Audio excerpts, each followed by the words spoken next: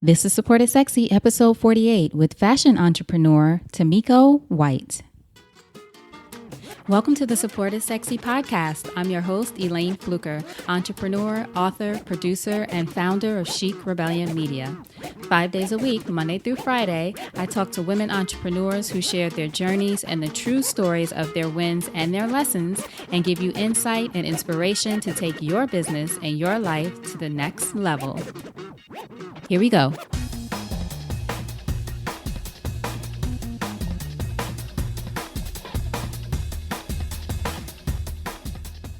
Hi, everyone. Welcome to a new episode of Support is Sexy. I'm happy to have you here. You know, it just would not be the same without you.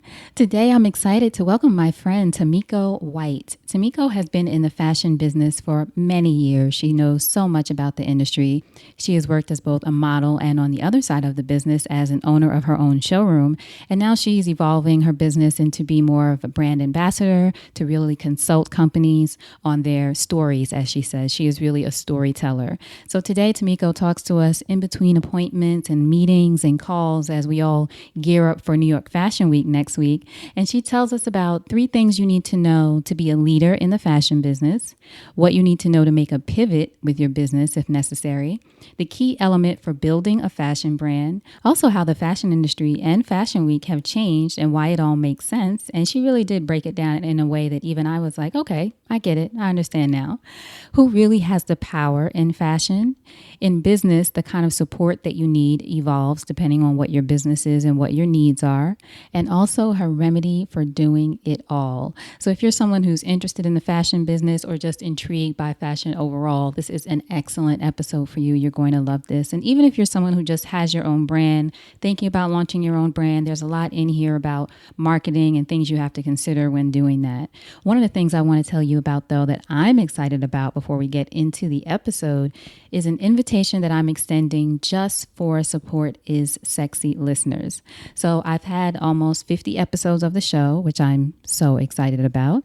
And I've been getting a lot of requests from people actually for coaching and consultations and support, different things that people have been asking me for to help them with their own businesses or just things that they want to accomplish. Support is my thing, if you can't tell. I really love connecting women, entrepreneurs, creatives, and leaders, not only through the show, but in other ways of connecting two people that I think can really work well together, and supporting women in doing things that I know they're capable of doing. They just need some additional support to make it happen. So I'm extending this invitation for you to finish strong in 2016. And I've set up a Support is Sexy program that'll go from September 15th, so starting very soon. So you have to go right now and look at it. September 15th through December 15th. We're going to call it 90 Days to the Next Level. And the goal is to give you support, coaching, access to experts, one-on-one conversations with me, one-on-one calls we'll do regularly to help check in and keep you accountable. Sometimes all you need is an accountability partner. Also getting support with your next steps, what you're looking forward to doing in 2017, really helping you, as I say, strut into 2017 powerfully. So to get a discounted price and a free consultation with me, go to elaynefluker.com/free. So that's ELAYNEFLUKER.com/free. And you'll see all the details there about this program that I'm doing. Now, I'm only holding 10 spots because I don't want it to get too crazy, too big. It's the end of the year. We want to keep it tight, focused, intimate. People can feel confident sharing what they need to within the group. Everything will be confidential, but this way we'll all be able to support each other and move forward. So again, if you are interested, and I hope that you are, only 10 spots, ELAYNEFLUKER.com/free. And it's a discounted price only for listeners. Since people have been asking me for it, I wanted to offer something before the end of the year because it'll be upon us before we know it, and we want you to accomplish your goals. So now we're going to get into the episode. I know you're going to love it. Without further ado, Tamiko White.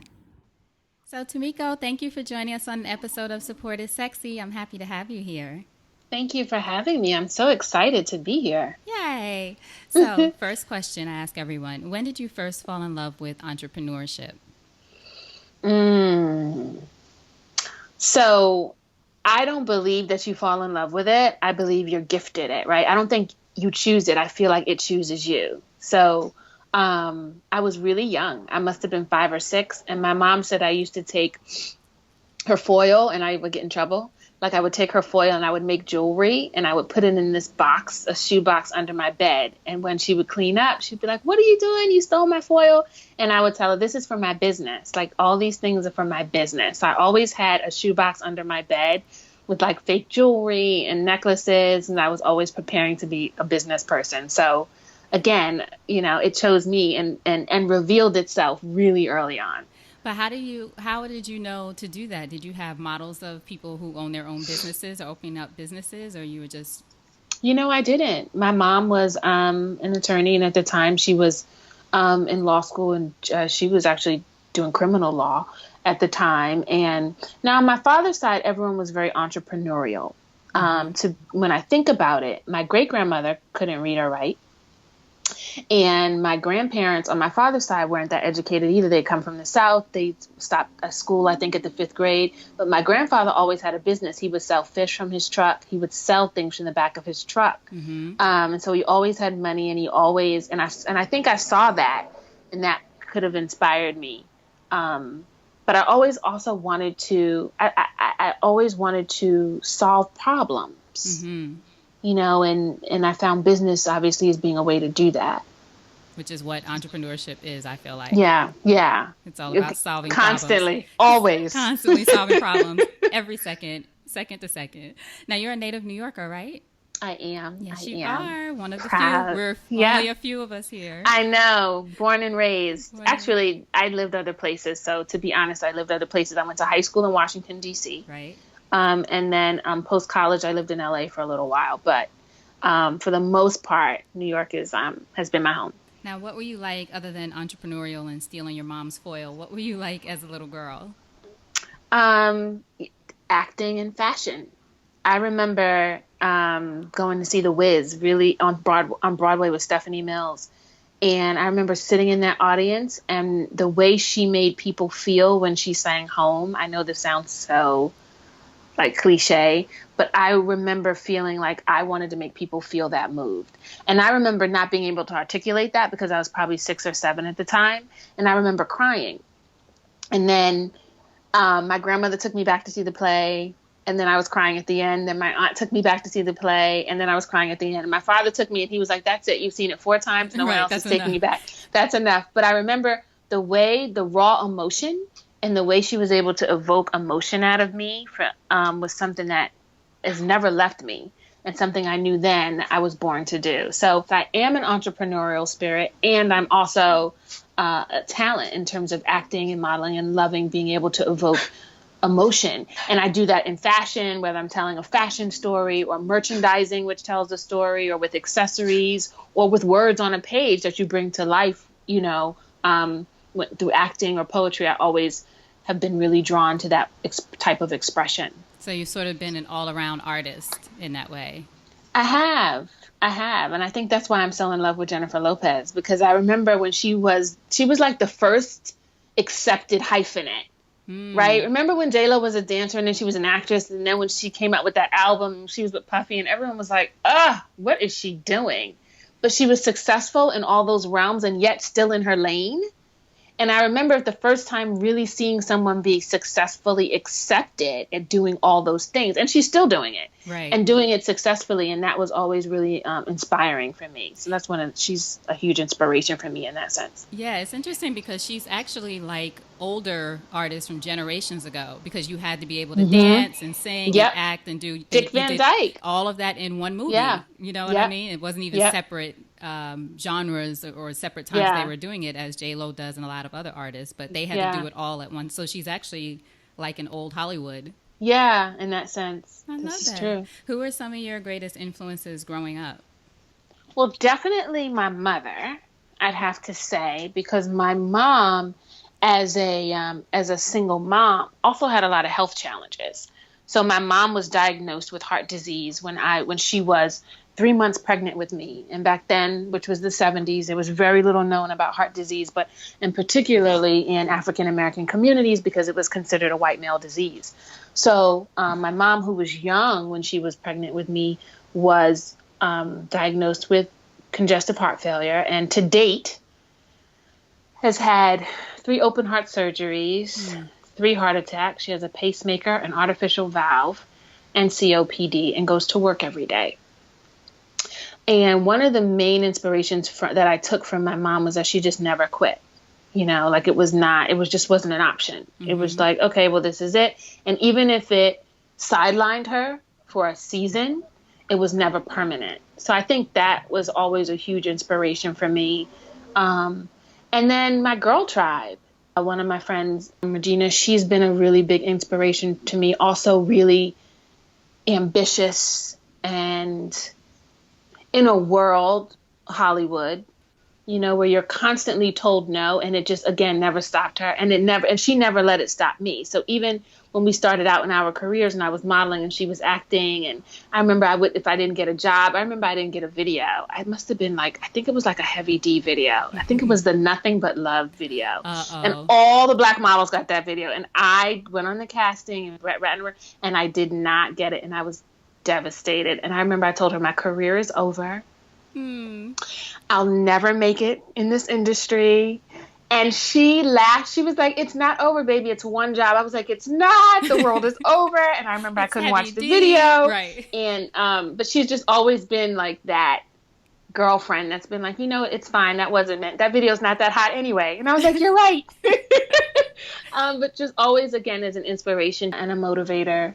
And that it's not the do-all, end-all, and that one job, doesn't make or break you, and that it's not about that one job or that one business opportunity. It's really about the next job and all the other opportunities that do and will come as long as you stay in it. Right.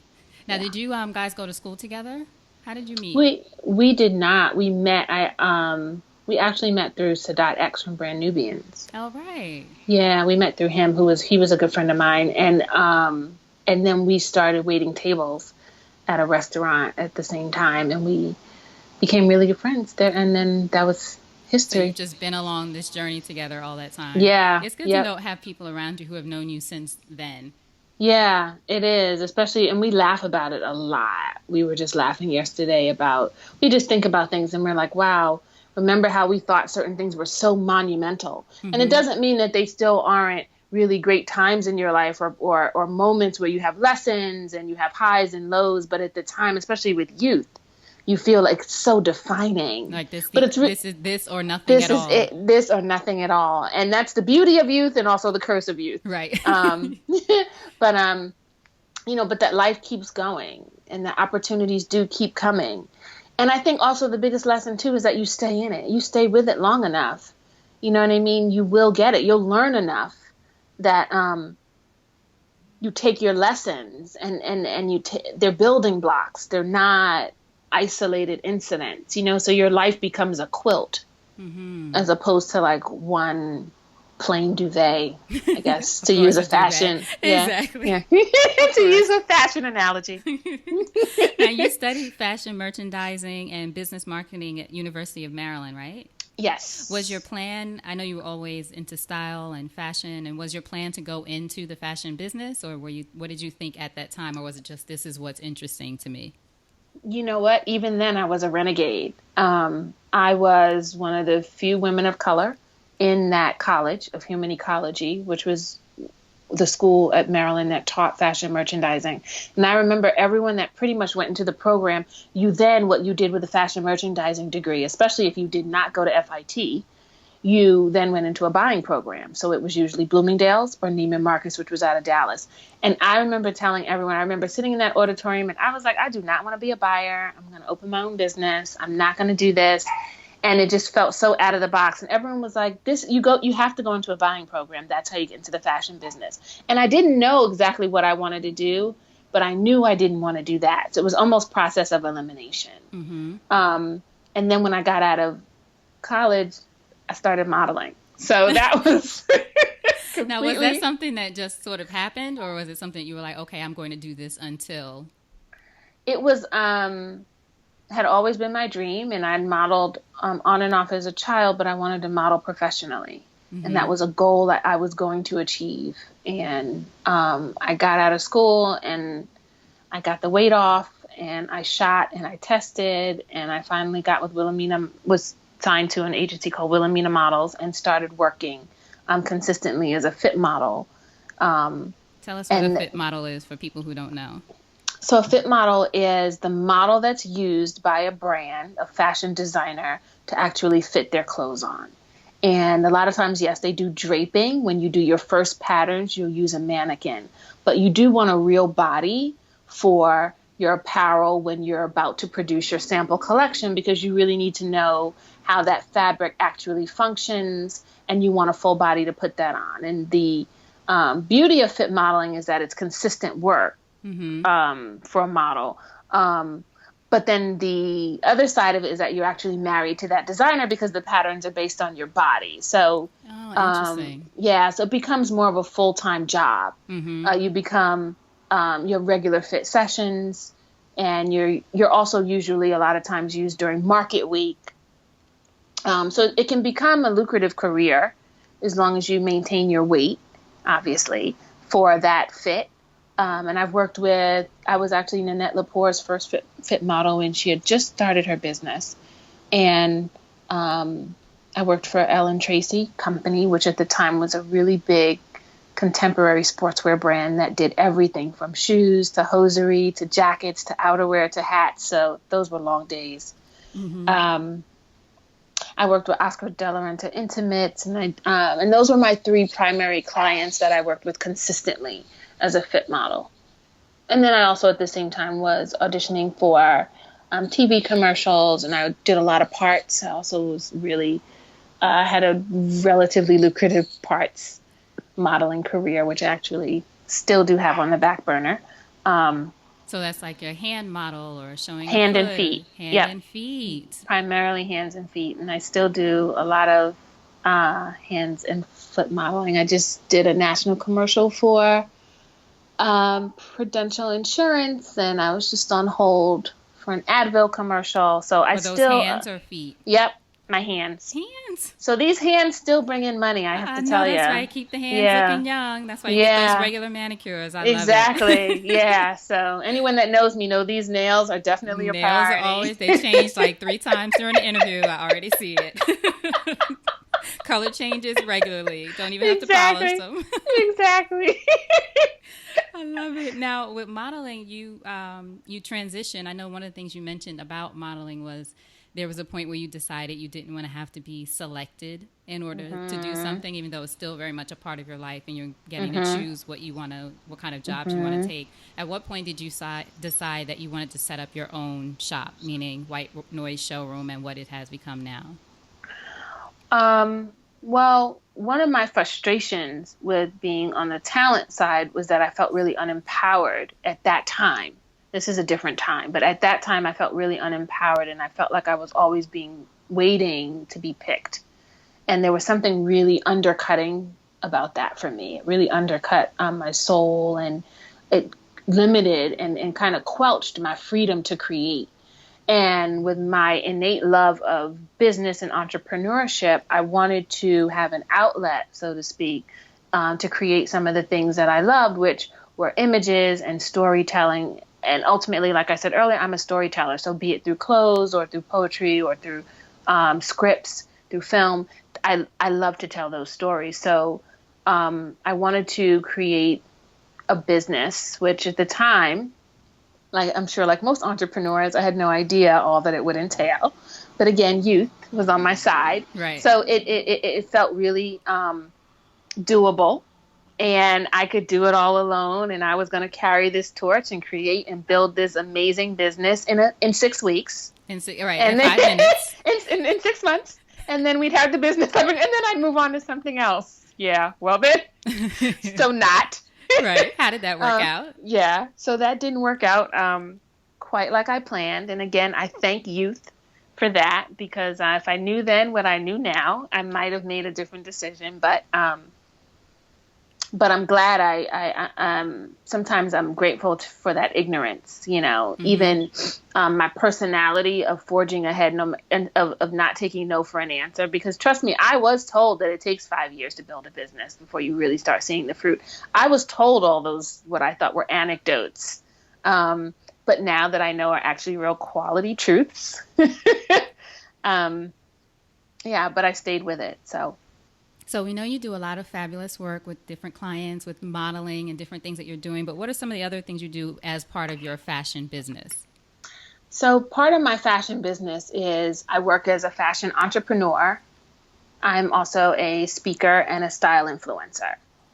And under that umbrella, I actually do wear a lot of hats. And so one of the things I do find is that a lot of people that aren't in the business don't really understand what I do. I get called a designer more often than not. And then second to that, I get called a stylist, neither of which I am. Those are both very, very well respected positions. And I'm just not qualified, I don't I'm think, just not that.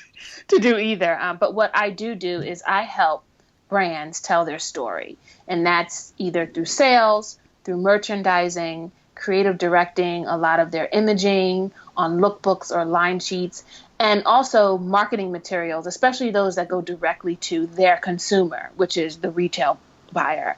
And then I also do work with a small amount of curated clients that will contact me because if they see something that they like or they have questions about a jewelry brand that I'm working with or a specific apparel brand I'm working with, I'll help them curate not only gifts, but things for themselves and point them in a direction to other fashion things that they're interested in. But for the most part, my day to day looks like me working with, let's say, an apparel client. So I work with a brand called in&nbsp, and what I do with them is I help them with the design input. Right, they have a designer, but I'll help her with some things on trend because I stay on doing a lot of trend research. So I'll contribute to that. I also give them real time feedback to what's happening in the market for their category. So whether it's my client NYC or my jewelry client Jen Hansen, just so they know how the story is being told in the context of what they do, and how other brands, competitors, also are doing successfully doing what they want to do. So I stay abreast of those trends as well. I also help them, again, like I said, with sales. So that's B2B sales. So with their customer, which are retailers, but then also I help their retailers curate merchandise for styles that I know that are selling or again, that are on trend that I know that they need to have in stores. So I do a lot of in-store events. I'll also host events or lunches with other style influencers to help the brand messaging get out. I'm also now working a lot closely with the brands on their visual content and their digital content. So creating fashion films, which I'm super excited about, creative directing holiday campaigns, which really there was a time where that meant it was going in vogue. And now it really can mean it's going on your social media, like you're rolling it out with social media becoming such an important platform, finding the best voice amid all the voices, and then really helping this brand stand out for what they do in their space. So you really are, like you said, helping the brand tell a story, and it's across different platforms. So Exactly. visually, in Yep. store, working with Yep. the retailers, working with the customer, and all these different ways. So different ways that the brands are expressing themselves Exactly. across these different platforms. Exactly. I love that. Now, how does one, if someone is listening who wants to either get into the fashion industry or say they're already in the fashion industry, maybe they're a buyer at Bloomingdale's or something, but they really want to make a transition into doing something similar to what you want to do, which is sort of a combination of, as we said, storyteller, style consultant, Hmm. style ambassador to a lot of these brands. How does Yeah. someone, do you think, make that transition? Well, first of all, let me go back. You have plenty of experience, we should say, in the fashion business because you did launch a showroom and you had that for several years. So this is Yes. the evolution of your business. Exactly. So how do you think, Exactly. what would you say for someone who's looking at getting into the business in this way? Again, storytelling has been put to the forefront. And obviously, it always was very important and a vital part of brand messaging. But now the social media has changed the game for fashion. And the way consumers consume fashion is at 1,000 times the speed that they did before. So part of what's really important is staying abreast of trends and really knowing like what's happening, when it's happening, and being able to react and helping your brand react to that. And sometimes that reaction may be nothing, but you at least, again, need to be abreast and aware of what's happening in the space and around in the fashion business. The other side of it is also really understanding the business side of it and what it really takes to pivot. And that's in terms of production. If your company or business actually has the capability of pivoting quickly, of pivoting their brand messaging. Some businesses have that capability. Some are much more of a behemoth, like larger companies or brands that have much more, have had a longer life. So sometimes more traditional brands have a harder time pivoting. So I think it's really important to understand what kind of brand you want to work with. Fashion Week is coming up, and I've seen articles where people are talking about how it's changed, and I haven't been in years, honestly. I don't think I've been since it left Bryant Park. So I don't even know how long ago that Good is. for you. Just because of, well, not that I'm a fashion person, but I do feel like it changed, and I'm certainly not a fashion snob, but it's just different. It's different. Yeah. Everything is different, right? The world is different. But what do you think about this change? Because I've seen recent articles now just talking about how it's become so much about celebrity and so much about, you know, if you have a huge Instagram following, you're in the front row, which more power to them. But what do you think of how the business has changed for better or worse? Well, the fashion business has changed dramatically. And I think what's really vital for us to understand as fashion business insiders is that who has the power? Who has the power to make the consumer decision? Because sales is where the rubber meets the road. And the truth is, the consumer has the power. So now you don't necessarily have to have an editor sitting at the front row and writing a review and then it being consumed by buyers who make a decision about how to react to that brand. Those channels are no longer viable. I mean, truth is, a blogger or someone that feels accessible to the average consumer, or relatively accessible even, can post something on their social media and that consumer can react immediately and therein make a buying decision. And that is actually the biggest change in the fashion business and what's so vital. And that's why everyone, quite frankly, is still scrambling to figuring out the best way to tell this story, how you keep that consumer engaged, and how you get them at the end of the day with all the merchandise that's flooding the fashion landscape on a day-to-day basis. How do you get them to put you in their cart and check out with your merchandise? And that really is the biggest key and the conundrum for most fashion brands, and especially luxury fashion brands. So it's interesting. I haven't heard anyone put it that way as far as the value of bloggers, other than people saying, oh, bloggers, people trust them and that kind of thing. But when you do think about the, as they say, the long tail of it, if a person who has a big Instagram following takes a picture, now you're able to buy straight from, I think, Instagram accounts. When people see it, they can like it or whatever it is and be able to buy from there or go directly to the page to buy if there's that kind of thing, or directly to at least the designer's website. And it's not the same as waiting for it to come out, like you said, in Vogue, and then waiting to see if buyers get it. It's more immediate. Yeah. It's also really important for consumers to feel that the brand is accessible. And things always felt like, fashion always felt like out of reach. And that was the illusion of fashion. And the truth is, it was a really closed circle. But now social media has made it accessible. And inclusivity has become on trend. And a lot of that was trickled down from Obama politics about we're all included. So fashion followed suit.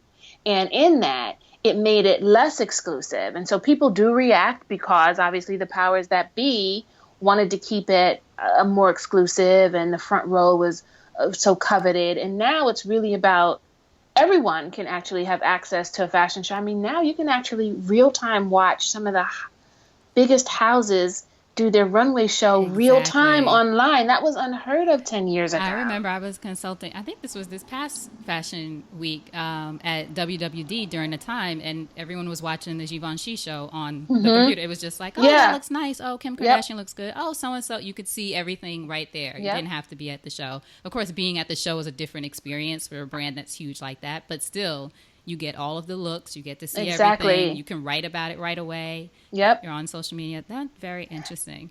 And as a result of that, it has changed the way fashion is consumed from the B2B side. That said, now retailers have had to adopt a buy now or buy closer to season way of buying, as opposed to having a runway show this week and then it being able to be purchased this week, and it doesn't ship until February or March next year. Well, at this point in life, it's this point in time that's considered dated. I Because people mean, have already seen it the day they've of the already show. seen it. And psychologically, fashion consumers feel they've consumed it once they've seen it. So people that buy fashion psychologically, when you see it, that's why likes are so frequent, because we feel like once we've liked it, we've consumed it. And so when it actually hits the floor and you go to your store or your boutique and you see it 8 months later, it feels dated for you because psychologically you consumed it already. Interesting, and I think there's been discussion, right, in the fashion industry about changing the when Fashion Week is to be Yep. closer to the actual season when those clothes would appear in the stores, as you said. And even now, designers are spending less money on their fashion shows, which used to be hundreds of thousands of dollars in production budgets. And now they're putting budgets into technology, which will allow you to buy things right off the runway. So now they're shifting those dollars from the actual marketing and moving it into production capabilities, which will allow them to produce much closer to season and things that people can see on the runway. And there's even talk that this week we will see color palettes much closer to current fall 2016 color palettes, as and opposed not to so spring 2017, because people want it now. And when you think about it, it makes sense. Doing it the other way feels so antiquated and dated. It feels like fashion as a business has been one of the last businesses to actually pivot and use technology to our benefit. Even at trade shows, sometimes we're still using 3-page carbon copies to write orders. And exactly. And we're still faxing orders on some Wow. days. I have interns that don't know how to use a fax, that stand up. They're like, what do you do with that? And I'm like, What so is it's a this fax. machine? She's like, I don't understand. She's like, can't we just scan it and email it? I'm like, no, she wants it faxed. And I have interns that I remember, I'll never forget. And she was standing there for like 5 minutes. And I came back and I was like, what's wrong? She's like, I'm really sorry. I don't know what to do. And I was like, so you pick, she's like, I don't even know how to use this thing. And then I had to laugh because I'm just in my mind. I'm like, you know what? And she's right. She's right. She should be able to take a picture of it and just exactly. Even But scanning now, I know with my accountant, for example, I was telling him, "Oh, my scanner's not working. I'm like running around." He said, "Just take a picture of it with your phone. It's fine." yeah, And so you yeah, just don't even think yeah, it's getting yeah, more advanced. yeah. That's so funny, the fax machine. But there's a company I think that's out now also. I don't know if it started. I don't know if it started yet, but I think in the area of trade shows, as you mentioned, they're trying to make it even that easier with new technology. Yes. But I Well, know, there are a few. There are a right? few, But there are a and lot of businesses that are resistant to that change, right? they are. And again, the fashion business was a very family-oriented business. When you think about it historically, these were families that had access to factories and families that had access to production, because it's a very expensive business, unbeknownst to a lot of young designers, which, is really a huge reason why a lot of designers aren't able to sustain themselves, because there are so many hidden, consistent costs. Even celebrity designers, right? So many. I mean, when you think about people that have had the resources, the Justin Timberlakes, Jay-Z's, the Beyoncés, the Jennifer Lopez's, people that actually had not only the access to their own capital, but also investment capital, and have chosen to not continue in this business because it requires an enormous amount of consistent financial capital to maintain a fashion company. I mean, beyond what people can really understand. And you don't see the profits quickly, and sometimes not in 5 years. And so it really requires long money. What is it that requires the most money in the fashion business? Is it the production? Is it It's the production, and then it's the marketing, right? So it's being able to produce. Producing in the United States is extremely cost prohibitive. And once you do produce overseas, there are other hurdles in place, i.e. communication, tariffs, the logistics of actually physically getting it in the country.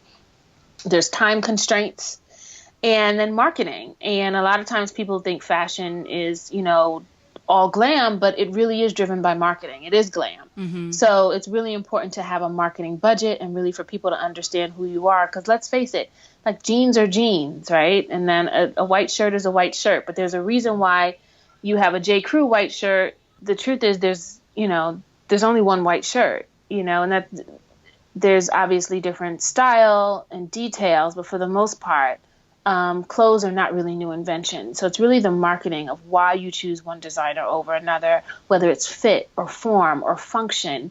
And all those things are, if that's going to be your marketing piece, those are things that you really have to focus on and develop to stand out in a crowded market. And so you spend your time and your money focusing on those things and communicating that story effectively and consistently. So that takes money and that takes a consistent budget. And also fashion's very unforgiving in the sense that it does move very quickly from season to season. And even now, fast fashion has required fashion to move even quicker. Mm-hmm. So it's very unforgiving in that sense, because in fashion, when you miss it, you miss it. Tell people what fast fashion is. So fast fashion is basically seeing a style or having a design on the runway and then being able to produce it and ship it and get it on the floor in the customer's hands in relatively short period of time. And for fashion, a short period of time is 4 to 6 weeks. Mm-hmm. So stores like H&M or stores like that, are they considered fast fashion? Absolutely, they are. The behemoths. Zara is the behemoth of fast fashion.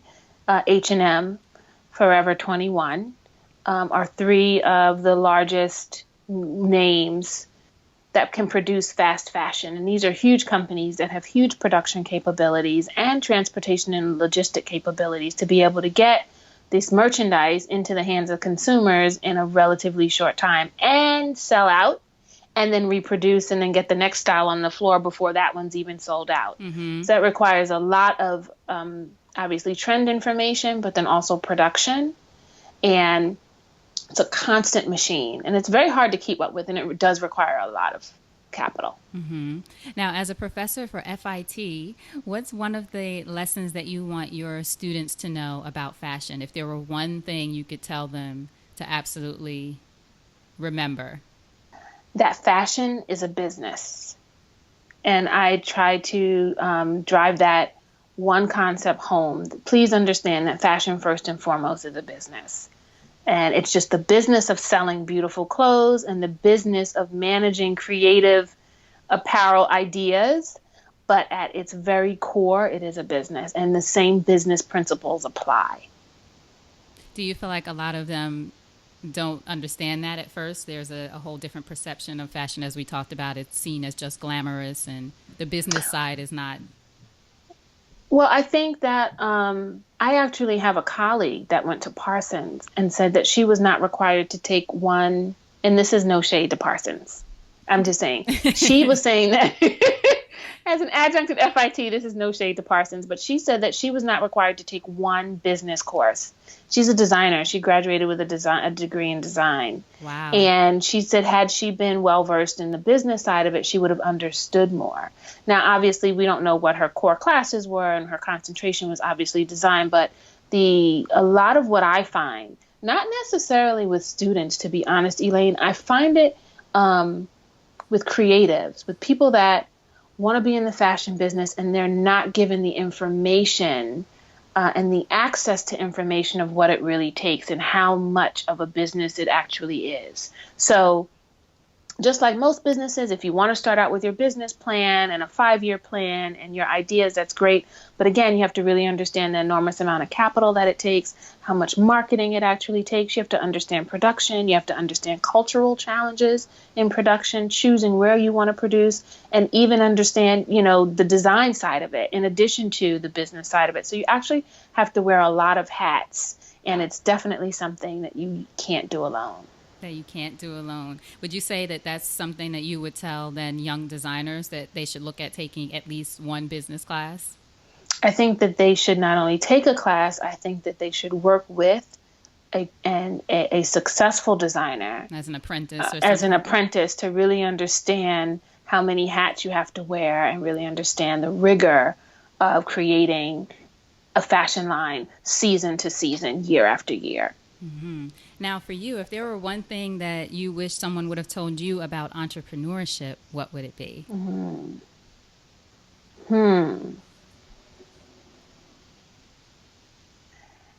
If there was one thing I wish I would have been told, I wish I would have been told that I needed help.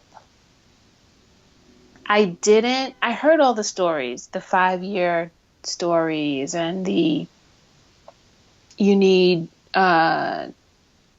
access to capital. What I didn't realize is how much help I would need, and also that help would evolve. So I wouldn't even need the same help all the time. There were at one stage of my business, I needed this kind of help. And then the other stage of my business, you needed this kind of help. Like very early on, from what I had gathered, I assumed that I would need an assistant. So that's what I did really early on. When I first started White Noise, the first thing I did was get an assistant. And when I realized now is that that's not what I needed at that point. I didn't need an assistant. And that's for me, those were my own lessons. But your help takes on different iterations. Because as you grow and as your business grows, your needs change and they shift. And sometimes those iterations may resurge again. But you need different kinds of help at different seasons. And I didn't understand that. What do you feel like the help you needed at that time was when you wanted an assistant? And then what do you feel the help you need now or have now? So then I actually needed someone to help me learn and manage the business and grow the bottom line. So I should have had someone that was helping with sales as opposed to an assistant that was helping me run the business. Mm-hmm. And I probably needed both, but with limited finances, I probably should have put my resources in someone that could help me with sales, because that would have helped bring in more income while I was growing the other part of the business. So that was the lesson there. Now I actually do need an assistant. Right. So now I need an assistant in the sense that I need someone to help me with my calendar, and I need someone that writes really well. And also what you need in an assistant also changes. Mm-hmm. So now I need someone that writes really well and that can actually form and really understand my voice and can speak on behalf of my company and of me as a brand, not just the brands that I work with, but also that can speak on behalf of Tamiko White, the brand.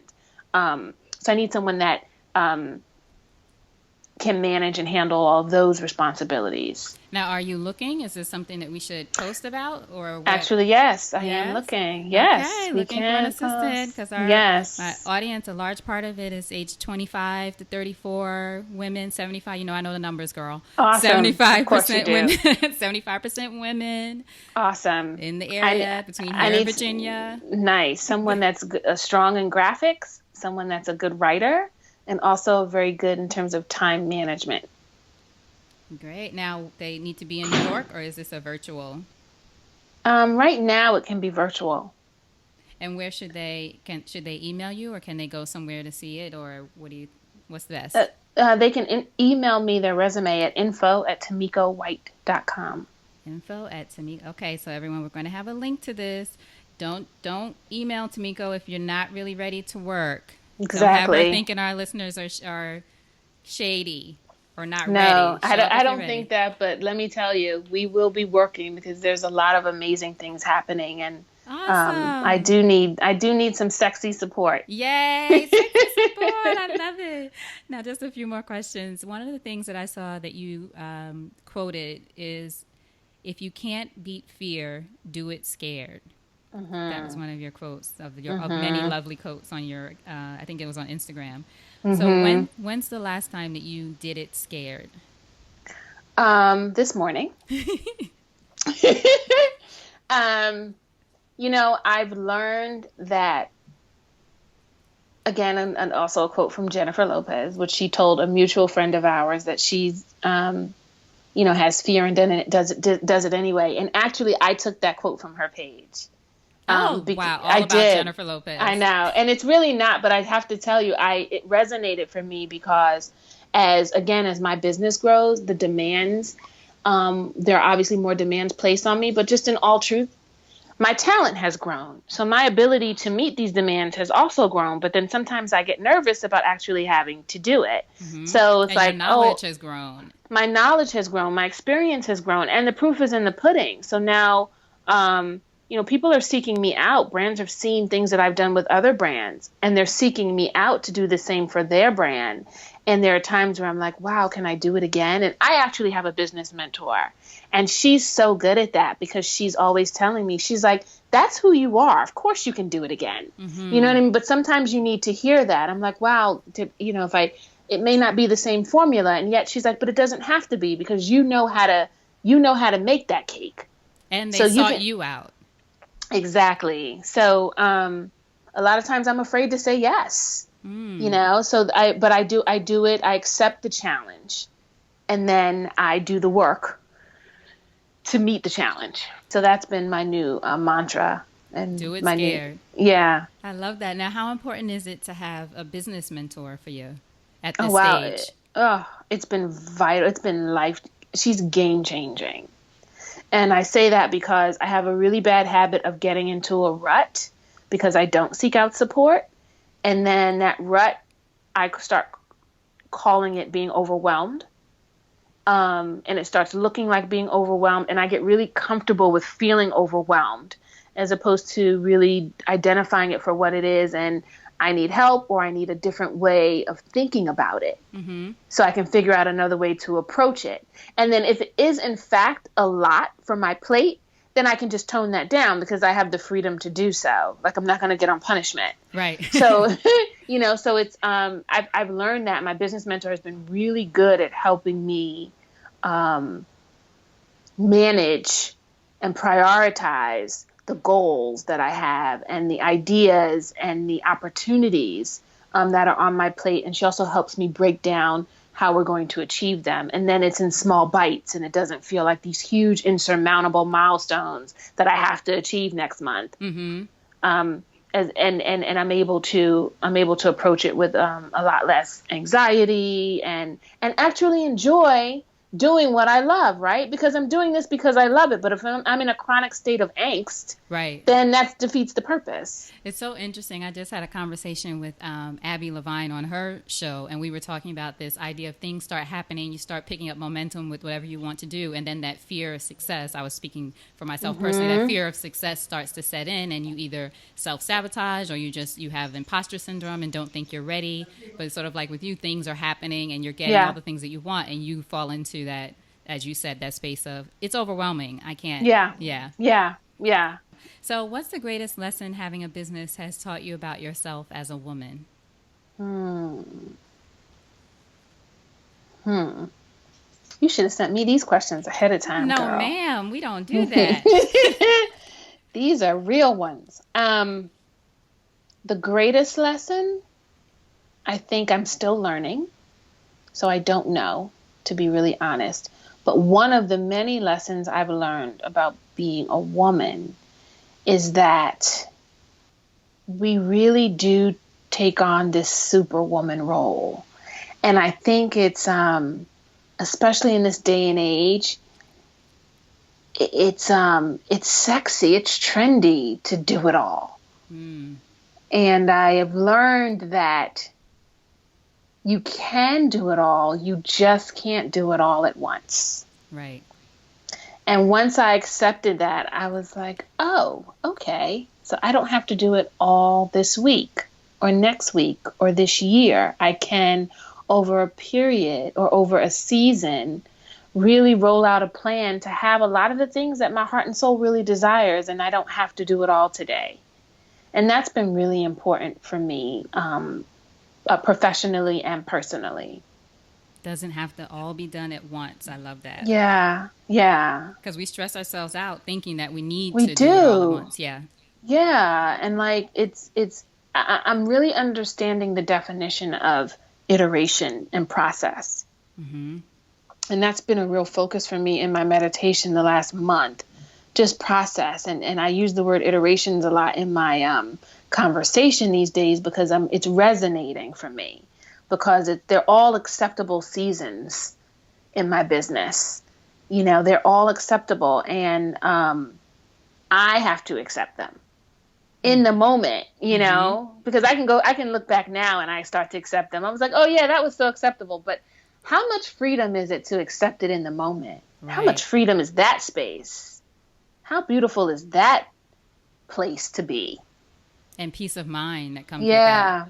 And solace. It's like, oh, okay. It's okay. Yeah. It's okay. Now, what's next for you? What are you most excited about today? Oh, wow. So a couple things. I'm creative directing my first photo campaign for a brand, a jewelry brand, Jen Hansen. So I'm uber excited about that. I have some global opportunities in Africa, several countries on the continent of Africa. So that's also exciting. And I have some TV and media ideas that I'm working on. So those three things have me the most lit these days, as they say. Lit, as the kids say. I love Exactly. it. Now, if you think over your life and career and you had the chance to thank only one person whose support was critical to you personally or professionally, who would that be and what would you say? It would have to be to my life partner, Orlando Dominguez. And I would say, I'm sorry. No, I'm kidding. I would say thank you and I'm sorry. No, I would say thank you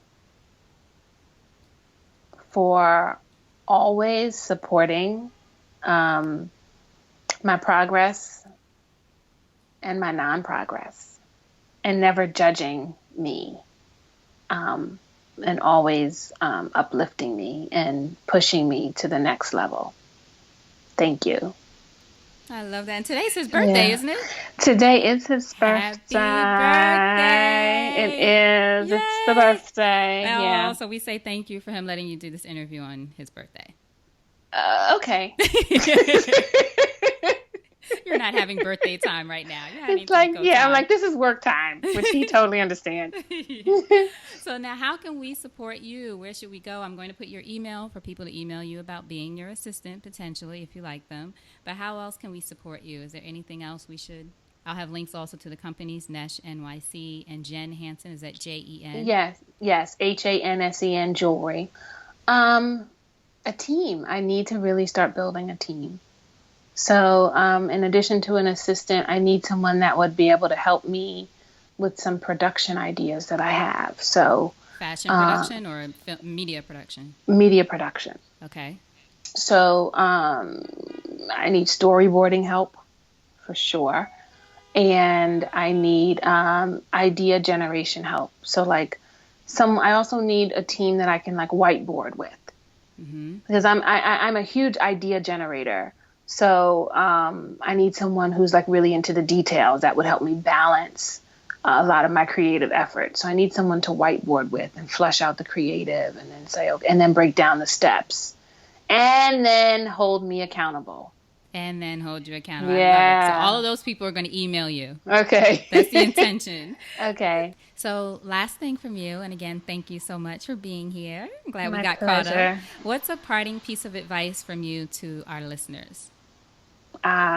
For fashion or for entrepreneurs? Or anything.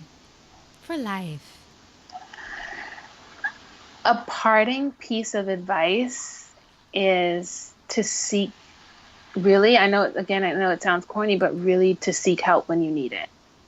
And that's not only for your listeners, that's me talking to myself because I'm guilty of trying to take it all on and do it all myself and not really getting the support that I needed or that I need professionally and emotionally. You know, you take it on and you just I dive in head first, which is probably a personality thing, and which as an entrepreneur can serve you, but it also can underserve you. So my advice would be to seek help when you need it. Seek help when you need it. Thank you, Tamiko White. You are so welcome. Thank you for having me. I'm so excited. This is my first podcast. Woo!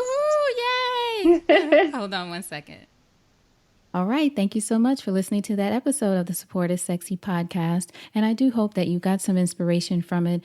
And the challenge is for you to do at least one thing. Take one thing from the episode, at least one thing. You can always do more, but at least one thing that will help you move one step closer to your dream. Whether that's launching a business, writing a book, whatever that thing is that you want to do, take something from this episode and move one step closer.